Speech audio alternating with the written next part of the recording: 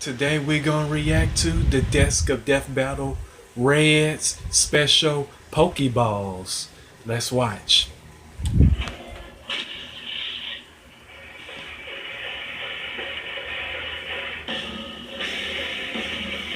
Unless you were born under a rock and raised by wolves, you're probably familiar with Pokemon. These family-friendly pocket monsters have had video games, card games, toys, and hey, they even encouraged humanity to get up off the couch and go outside. But today I'm talking about the Pokemon that came before all that. The one with dicks. I'm Jocelyn the intern. I do all the research nobody else wants you, straight from the desk of Death Battle. Before all the games and TV shows, there was the original Pokemon manga, and they never really caught on much outside of Asia for a variety of reasons. Aside from the weird-looking art style, there's plenty in this series that is drastically different than the Pokemon we all know and love today.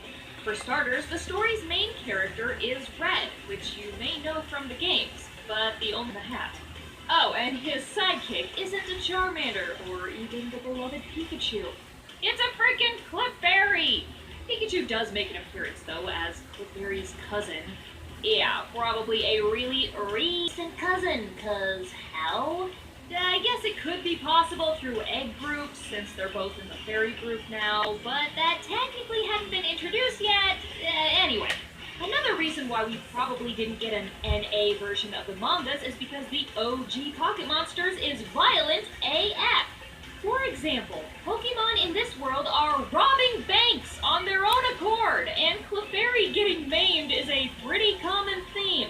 He gets lit on fire, bludgeoned, he even swallowed dynamite. But he can also hold his own in a fight where he always seems to take the W with some pretty off-the-wall tactics. Like the time Clefairy won a fight against Onix by drawing his face on its tail, causing Onix, who apparently is an idiot, to chase his own ass till he passes out, letting Clefairy bash the hell out of him with a super effective filler. I guess this is where the saying dumb as a rock type comes from. If crude slapstick humor is more your thing, don't worry, this manga has more of it than the Pokemon world has Joys and Jennies. In one scene, Clefairy squeezes Pikachu so hard that he makes a brown Onix. Oh yeah, they are not shy about the fact that Pokemon poop.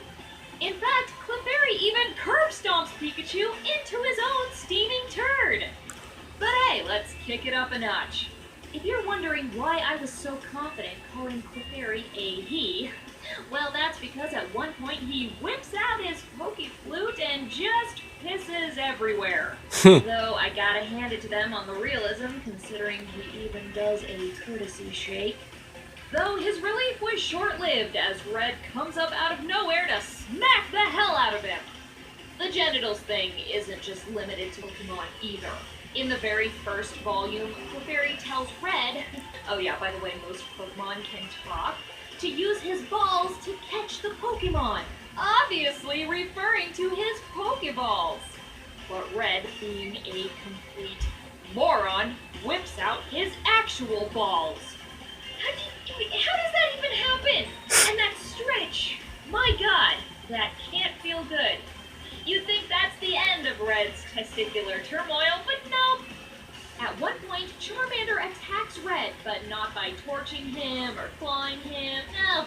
Instead, he grabs a nut and yanks so hard he damn near rips it off. Talking about taking rips, though, Clefairy, who apparently has more gas than a coughing, makes a whole building explode by bending over and ripping a big one on Charmander's tail. This is apparently a thing because he even farts his way to victory while racing Golduck in a pool.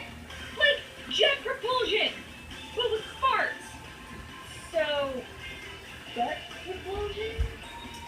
If you want to read more about Clefairy to your fart's content, then good luck on this, because they're harder to find than you under that truck.